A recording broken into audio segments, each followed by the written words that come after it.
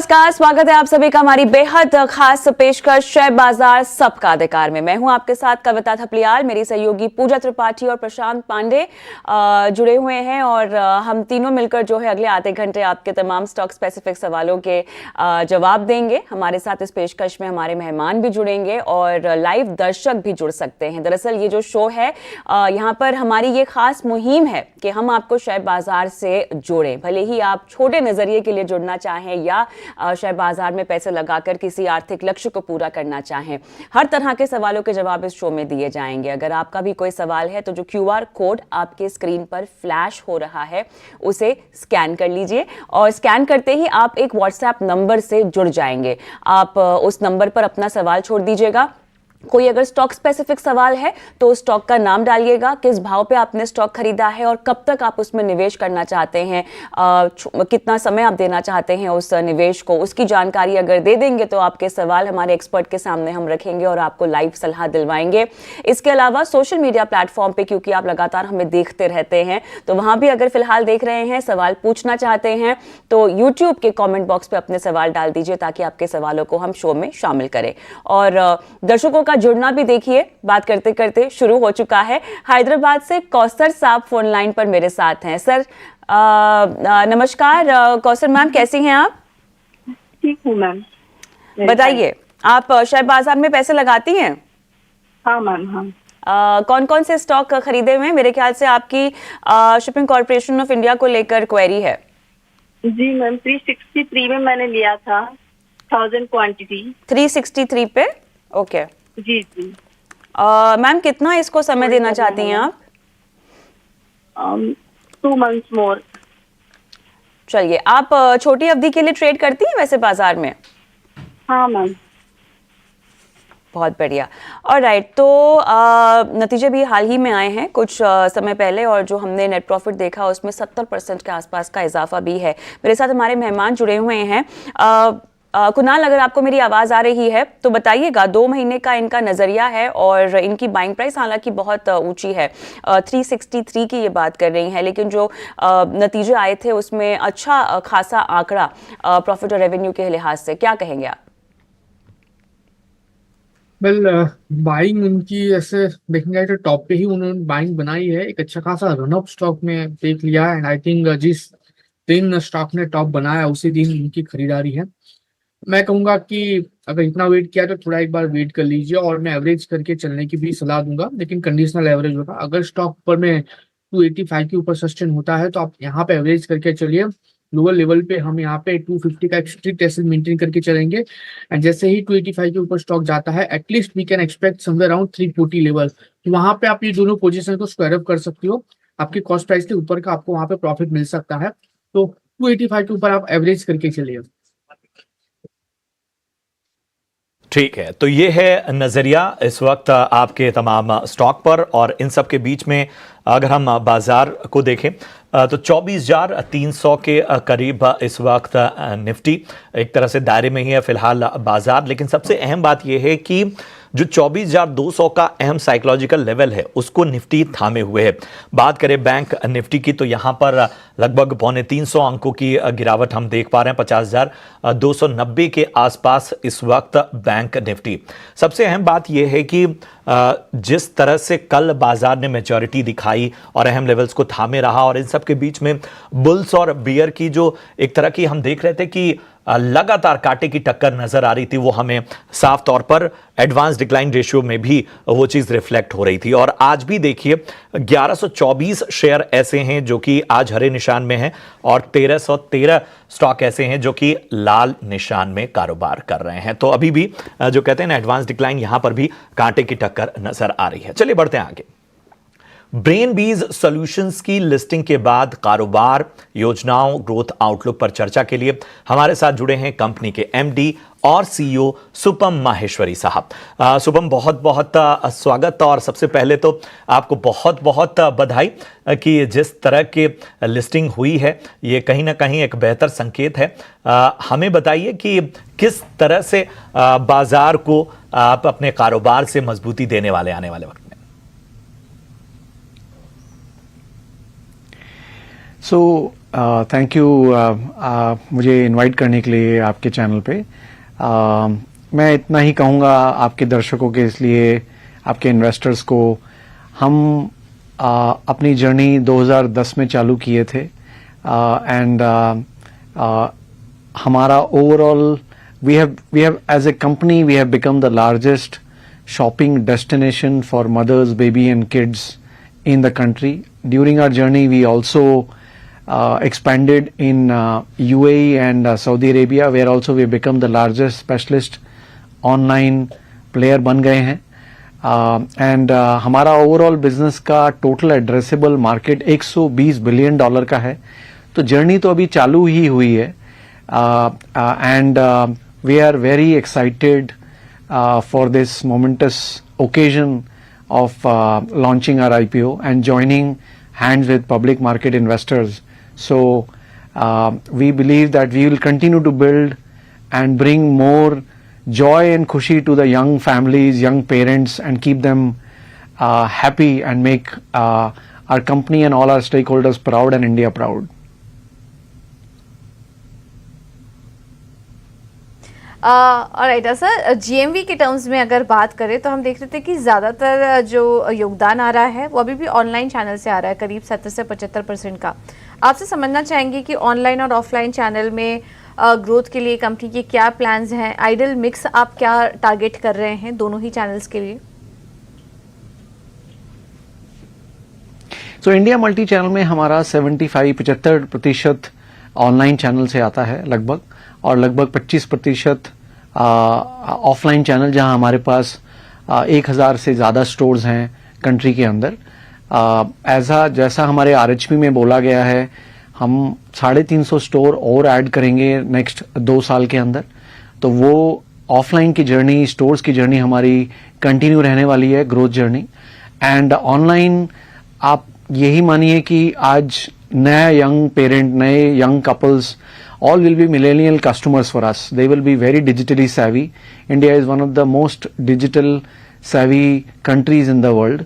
So आने वाले time के अंदर बहुत फिलिप मिलने वाला है online customers, online young parents, because they will be very digitally savvy. So online will continue to grow, and offline, as I just mentioned, with the growing in 350 stores plus our FOFO network increase will continue to grow us meaningfully in an industry which is in itself growing at 20% CAGR in the organized part. So we believe we have a very good journey out here in terms of growth.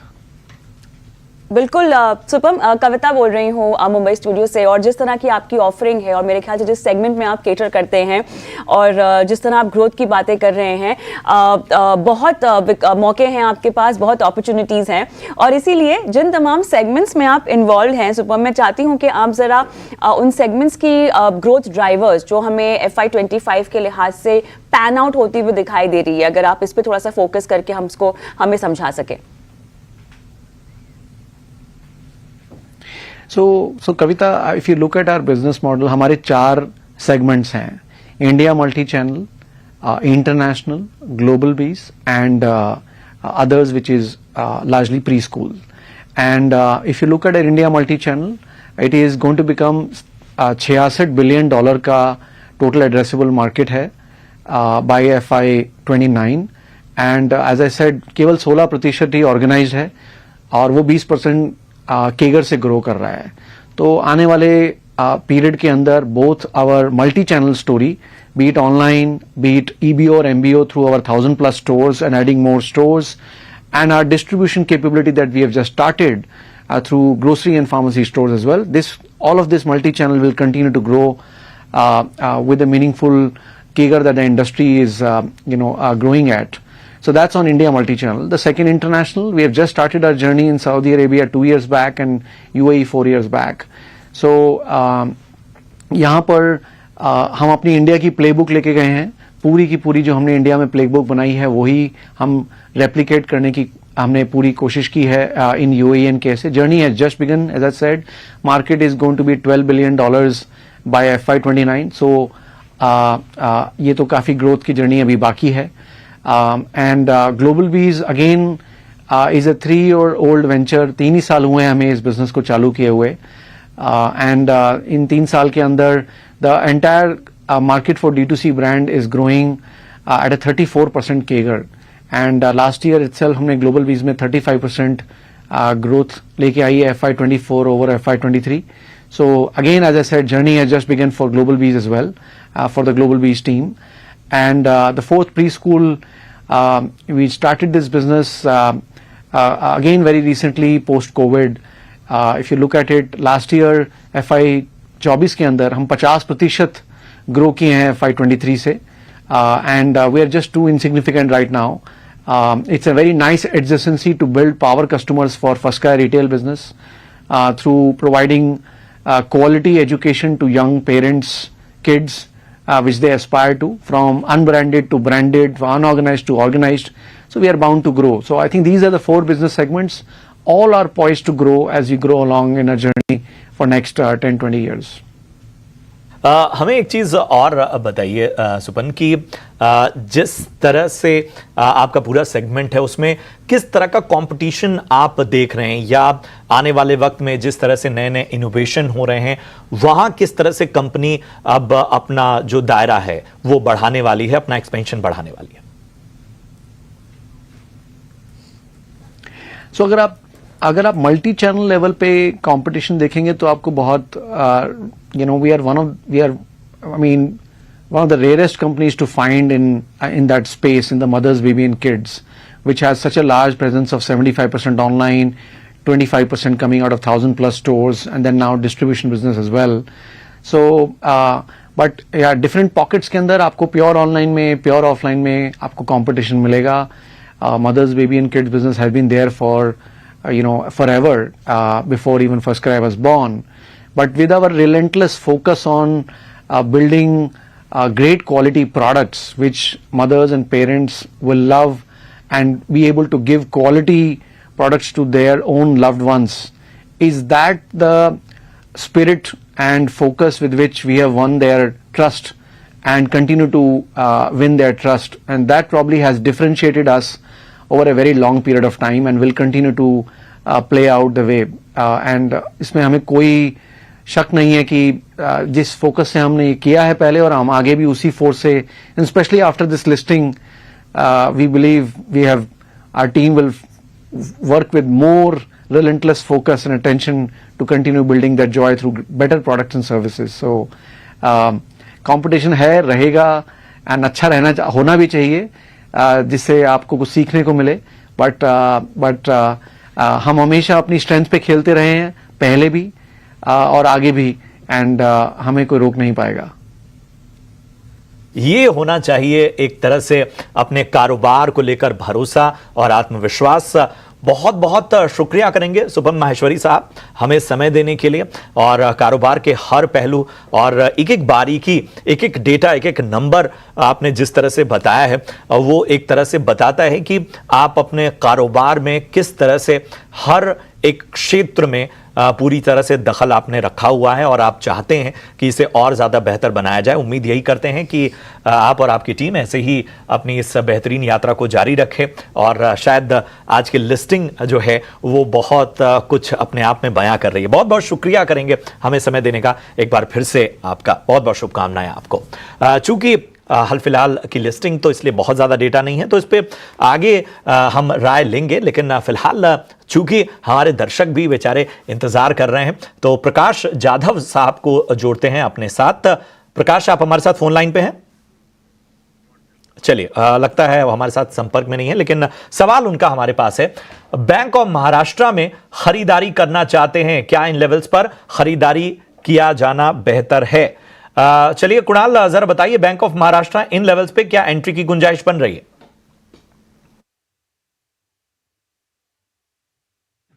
Well, जिस हिसाब से bank अभी trade कर रही है 6139 पे, मेरा जो व्यू है उसको अवॉइड करके चलने का बन रहा है. लाइकली चांसेस से और गिरावट बैंक ऑफ महाराष्ट्र में देखने को मिल सकती है, up to the level of 58 to 55. तो आप वहां पे खरीदारी करके चलिए, वहां से एक अच्छा खासा उछाल का एक्सपेक्टेशन हम रख सकते हैं. तो 58-55 के करेक्शन का वेट कीजिए, वहां पे आप बाय करके चल सकते हो महाराष्ट्र बैंक.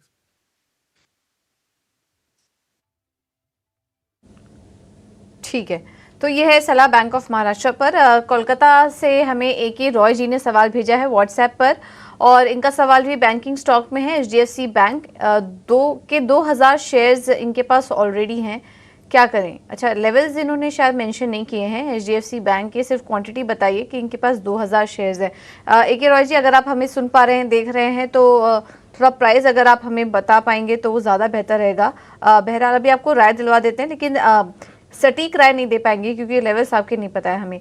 कुणाल जी, HDFC बैंक पर क्या सलाह होगी? आज 3% डाउन है, और अगर निफ्टी का देखा जाए तो टॉप लूजर है आज के लिए। क्या सलाह होगी आपके HDFC बैंक पर?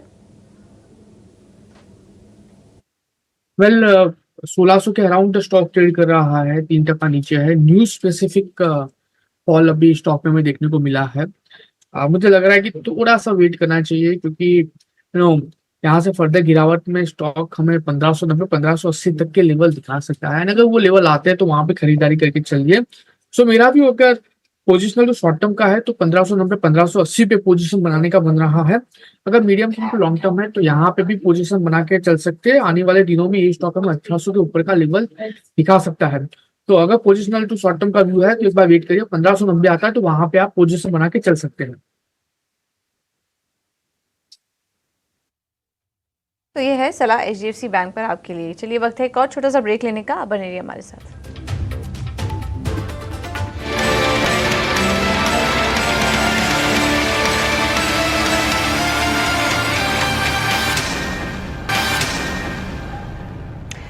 चलिए, शो को आगे बढ़ाते हैं और कुछ मैनेजमेंट हमारे साथ जुड़ रहे हैं नतीजों पर बातचीत करने के लिए। और यहाँ बात हो रही है हैप्पीएस्ट माइंड की। पहली तिमाही में हैप्पीएस्ट माइंड की आय में 11% की बढ़ोतरी दर्ज हुई है, और मुनाफे की बात करें 29% की कमी यहाँ पर देखी गई है। मार्जिन्स पर भी दबाव रहा है, और नतीजों पर और साथ ही ग्रोथ आउटलुक अब कैसा रहने वाला है, तमाम पहलुओं पर बात करने के लिए हमारे साथ कंपनी के MD और CEO वेंकटरमण नारायण और executive board member Rajiv Shah जुड़ गए हैं। आप दोनों का स्वागत है हमारी इस खास पेशकश में। और वेंकट, आपके पास आएंगे सबसे पहले, क्योंकि थोड़ा सा ब्रेकडाउन आपसे चाहते हैं कि किस तरह से ऑर्गेनिक वर्सेस ऑर्गेनिक ग्रोथ की अगर हम बात करें, 17+ CC ग्रोथ यहाँ पर दर्ज हुई है, तो क्या इसको हम एक्विजिशंस की बदौलत एक पुश मिला है, क्या कह सकते हैं?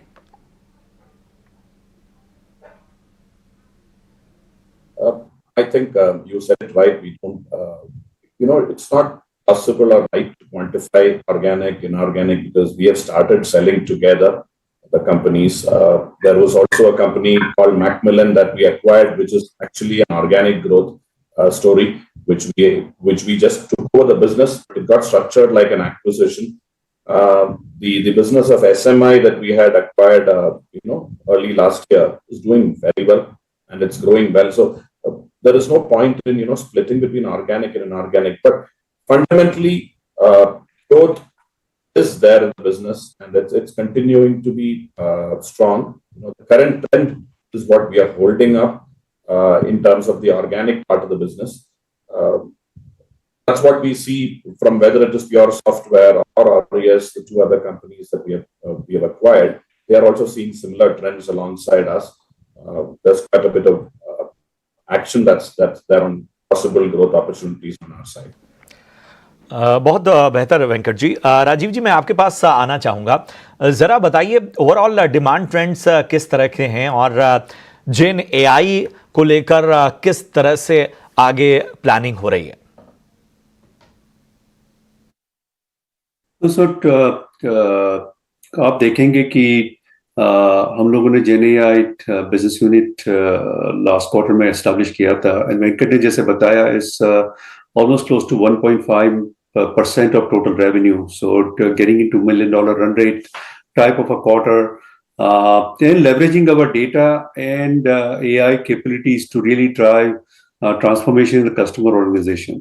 और दूसरा ये है कि while there is an absolute number of 1.5%, जो influence revenue आता है to support our PDES organization, even IMSS, security, cloud migration, etc., is quite significant as well. So the impact it has not only on adoption of Gen AI, but influence revenue that we get for other industry groups and other business units, which is quite good. From that perspective, we have built close to 200 plus use cases, got more than 500 people within Happiest Minds trained also. और तीसरा ये है कि हम लोगों ने internal adaptation भी बहुत चालू किया है. So our marketing functions, Venka's finance functions, IT functions, all this stuff. So there is significant value that we are creating for ourselves by adapting GenAI for Happiest Minds also. So overall, the unit is quite strong. There's one large project that we continue to work in Asia Pacific market. वो उसमें क्या होता है कि we start with a proof of concept and it gets into multiple sets of use cases. So we started with one use case and now suddenly developing 10 different use cases for that customer.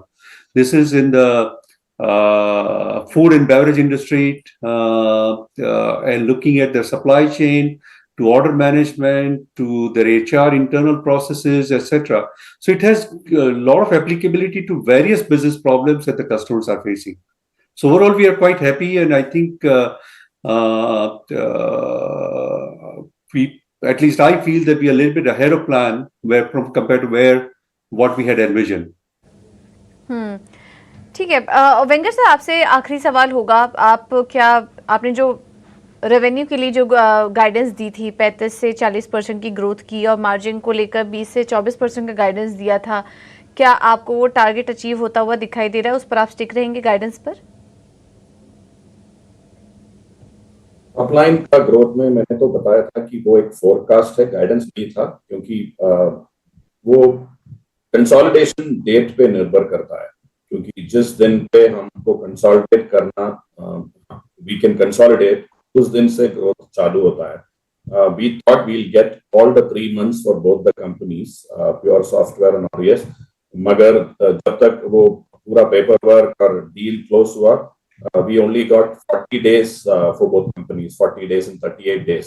तो इसीलिए हमारा growth forecast अभी 30 to 35% तक रहेगा, which includes reasonable growth of organic and inorganic growth put together. As far as EBITDA is concerned, तो guidance या वो भी फोरकास्ट दिया था 20 to 22%. अभी हम 23.9% पे है, क्योंकि जब एक्विजिशन करते हैं ना, बहुत सारे वन टाइम कॉस्ट घुस जाते हैं हमारे फाइनेंशियल्स में. उसको 1, 2, 3 क्वार्टर लग जाता है उसको आइडेंटिफाई करने और कंट्रोल और मैनेज करने में. तो हमारा फोरकास्ट में मैं गाइडेंस का वर्ड यूज नहीं करना चाहता हूं, क्योंकि there are a few unknowns, but with that it will be about 30 to 35% is what we are looking at the growth, and we are looking at looking at forecasted margins of about 23.9%. ठीक है, बहुत बहुत शुक्रिया वेंकट जी आपका, राजीव जी आपका समय देने के लिए और नतीजों पर हमारे साथ विस्तार से चर्चा करने के लिए. तो थोड़ा कॉशियस आउटलुक हमारे साथ शेयर कर रही थी मैनेजमेंट. नतीजे काफ़ी मिले जुले थे. आय में 11% की बढ़त ज़रूर नजर आई, लेकिन मुनाफा 30% घटा और मार्जिन में भी कमजोरी देखने को मिली. हैप्पीएस्ट माइंड करीब 2% की गिरावट के साथ आज कारोबार भी कर रहा है. कुणाल जी, क्या सलाह होगी आपकी हैप्पीएस्ट माइंड्स पर?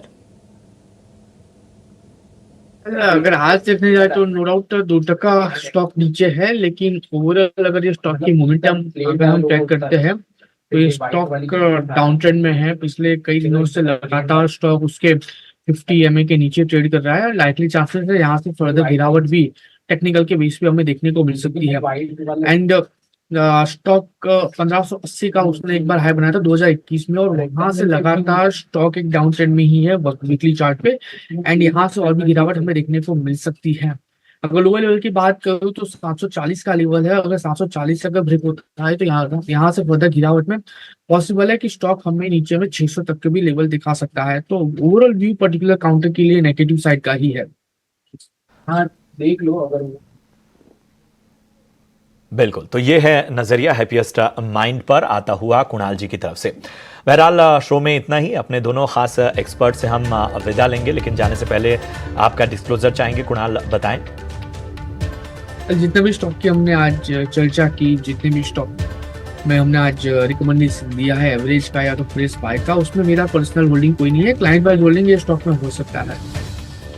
चलिए, शुक्रिया कुणाल जी। अपने बाकी भी एक्सपर्ट का हम शुक्रिया अदा करेंगे हमारे साथ शो में जुड़ने के लिए। फिलहाल मुझे, पूजा और मेरी सहयोगी कविता थपलियाल को आप इजाजत दे सकते हैं। ब्रेक के उस पार कमोडिटी की हर हलचल मेरे सहयोगी विश्व मोहन के साथ। नमस्कार।